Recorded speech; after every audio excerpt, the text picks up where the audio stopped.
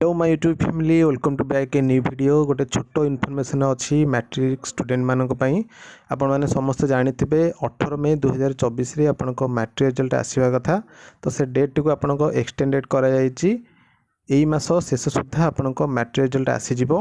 आपण माने जदी कालीर न्यूज़ देखिथिबे तो जानिथिबे आपनको बोर्ड तरफ गोटे बड़ निष्पत्ति नै जायछि मैट्रिक रिजल्ट को नेकी ए वर्ष प्रथम करी आपनको डिजिटाली सर्टिफिकेट आपण माने व्हाट्सएप नंबर रे एवं बोर्ड रो ऑफिशियल वेबसाइट रे डाउनलोड करि परिबे जहार अवधि रखा जायछि 7 दिन भितरे आपण जदी रिजल्ट बाहरिवार 7 दिन भितरे जदी सेटा आपण डाउनलोड करछंती तो आपण फ्री ऑफ कॉस्ट रे डाउनलोड कर परिबे। जदी 7 दिन परे आपण माने डाउनलोड करछंती तो आपण को किछिटा पेनाल्टी चार्ज लागिवो जोटा आपनको 500 एवं 1000 रखा जायछि बोर्ड तरफरु। ओके तो सब स्टूडेंट मानकू आपण माने शेयर कर दियंतो ए वीडियोटी को जेमती कि सब स्टूडेंट माने जानि परिबे एवं रिजल्ट आसीबो जो दिन तो से दिन समस्ते तांकर सर्टिफिकेट टू डाउनलोड करि परिबे।